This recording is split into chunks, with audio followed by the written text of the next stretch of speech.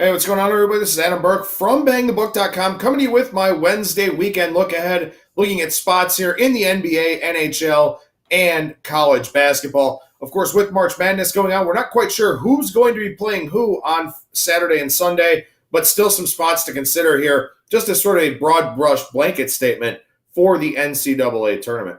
Over at BangTheBook.com, lots of great work being done by our very talented cast of writers. We got a preview up for UFC Fight Night 148 this weekend. Preview for the Valspar Championship, which starts tomorrow in the golf world. Great tennis preview for the Miami Open from Big Ten Watto. Also, my MLB season win total content. Got a piece on hedging futures here for this weekend in March Madness. Going through my MLB betting tips and players to watch as well. Kyle Hunter's daily college basketball picks. Parker Michaels' daily NHL picks. And we also have our very talented cast of writers rolling out a bunch of March Madness game previews for you to check out before you bet on the big dance. All right, let's take a look at some spots here for this weekend in the NBA, NHL, and college basketball. We'll start on Friday night, although, you know what, quite frankly, with March Madness, the weekend may start on Thursday for everybody here that has the time off. But in any event, Friday night in the NBA, Oklahoma City Thunder take on the Toronto Raptors. This game up in Toronto at the Scotiabank Center. This is one of those home-and-home sets. Been following along with these here this season. The home team in the second game, especially if they lost the first game, has been a fantastic betting opportunity. So keep an eye out for this one here with the Thunder and the Raptors on Friday night. These home and homes, traditionally, you would expect the home team to win both games. You expect the team that lost the first game to try and get some revenge in that second game. Interesting angle, been a very interesting thing to watch here this season. Definitely keep an eye on it here for Friday night. We move to Saturday in the association. The Heat at the Wizards. Division games matter so much right now in the Southeast Division. One of these teams has to make the playoffs by default. What's a bummer here for Miami is that this is their fifth game in 7 days and fourth road game in the last 6 days. So definitely some tired legs for the Heat as they head to D.C. Of course, for Washington, though, this is their sixth game in 9 days, seventh game in 11 days. So they're also dealing with some fatigue here. So two teams that could be dragging a little bit on Saturday, maybe a first half under, maybe a full game under, something like that, as some tired legs could have an impact in that Southeast Division matchup. Also on Saturday, the Dallas Mavericks on the road at the Golden State Warriors. Warriors are going to be a pretty decent favorite here, but this is their fourth game in 6 days. On the other hand, Dallas playing a third game in 4 days on this West Coast road swing. You sort of wonder for Golden State here, when they get into some of these fatigue situations, like playing 4 games in 6 days, something like that, how invested are they? How motivated are they to cover numbers? Will everybody play? That's another big question here. Maybe everybody plays on Saturday against the Mavericks, but then as we look ahead to Sunday, the Pistons are in town to take on the Golden State Warriors. Both teams in a back-to-back here, but for Golden State, may not be a whole lot of incentive in this game. Give guys a Sunday off after playing on Saturday, and this is a non-conference game. So a lot to watch for the Golden State Warriors here this weekend and beyond, because they don't have to prove anything to anybody in the regular season. It is exclusively about trying to win the NBA title again for them. So maybe they do rest some guys here, both on Saturday and Sunday. Maybe Saturday is, Curry and Clay. Maybe Sunday is Durant and Draymond, something like that. Maybe we'll see shorthanded lineups in both of those games for Golden State. Definitely something to watch. And if you get an inclination of what they might do, either on Saturday or Sunday, look to hit those overnights, maybe get some line value on the road underdogs there. All right, move over to the NHL side of things here. We start on Saturday afternoon with a couple of games. The Coyotes are on the road in New Jersey to take on the Devils. Coyotes, a lot of incentive, a lot of desperation here for them as they're trying to make the playoffs, trying to secure one of those final wild card spots in the Western Conference. The Devils are not. The Devils have nothing to play for. But the equalizer here is that this is one of those early start times. New Jersey has played a lot of these here throughout the course of the season on weekends. The Coyotes, of course, not playing many of them, and certainly not playing many of them on the East Coast. So kind of wonder here if New Jersey's a good pick in the first period, and then maybe Arizona gets it going in the latter portions of this game, because they are the better team, but could be an equalizer there in that Coyotes-Devils game on Saturday. Also on Saturdays, we move over to the province of Alberta, Ottawa and Edmonton. Third game in 3.5 days for Ottawa. This is, I believe, a 2 o'clock local time puck drop in Edmonton there. This is one of those things where Edmonton's going to be a very uncomfortably big favorite against a very poor Senators team.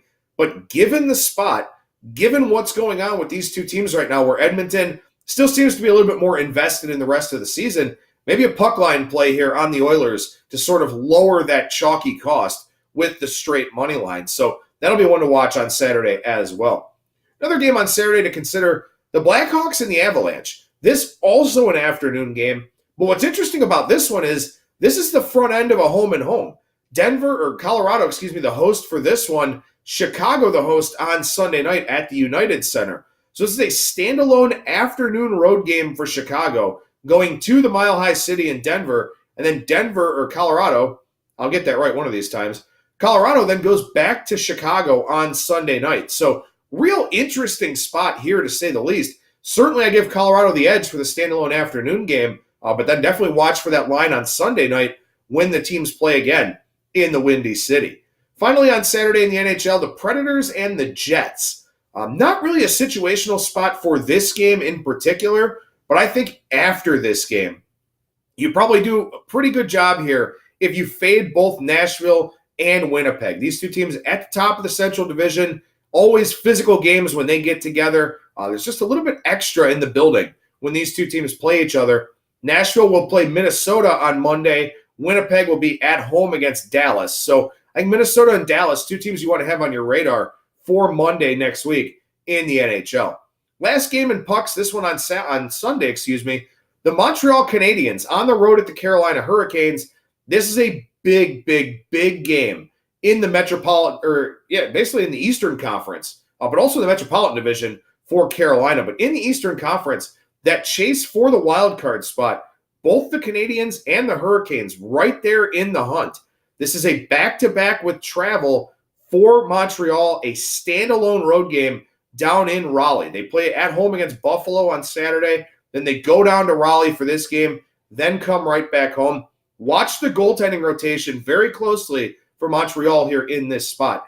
If you get a rested Carey Price on Sunday, that makes this game a lot more interesting. If Carey Price plays Saturday, looking for the surefire 2 points at home against Buffalo, well, is he going to play a back-to-back on Sunday, or will they roll out the backup? That's what you want to follow for that game, because if it's not Carey Price, Carolina has a pretty big advantage in that home game, given the travel situation and also facing a weaker goaltender.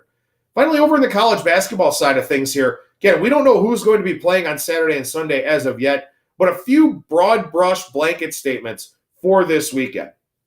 First, if any of the first four teams do advance to the second round, it will be a third game in 5 days. That's a lot when you talk about the pressure of a one-and-done type of format like this. So keep an eye on a team like Belmont. Keep an eye on the winner of the 11 versus 11 game tonight, Arizona and St. John's. The 16 seeds aren't going to win, but if one of those 11 seeds pulls the 6-11 upset in the first round and goes on to the second round, very, very tough spot for those teams. So you want to keep that in mind.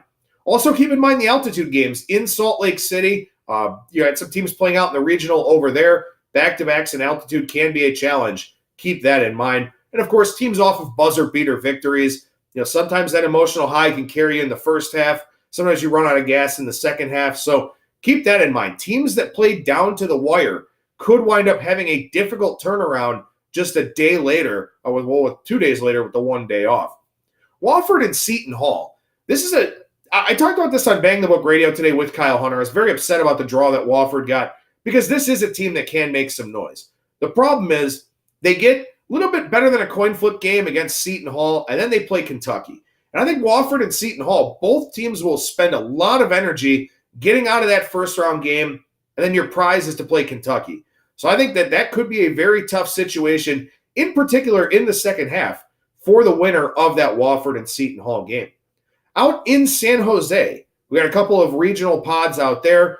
If Wisconsin and Kansas State advance, if Wisconsin beats Oregon and Kansas State beats UC Irvine, the teams remaining in that San Jose pod, none of them are in the Pacific time zone. So maybe that has a little bit of a factor in the second game with the different kind of turnaround, being a long way from home, all that type of stuff, because these teams that are playing in March Madness probably traveling to locales that they have not been to since the non-conference portion of the year. You want to factor those into the equation as well.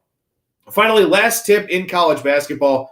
for this weekend is that you want to play against outliers. If you get a team that lights it up from three-point range, shoots 55 or 60% in the first game, that's a fade team in the second game. If you get a team that goes to the line a ton, and that's where they win the game, probably won't happen in the second game with a different officiating crew. So look to play against outliers. Look for some regression to the mean with teams that do advance from the first round to the second round.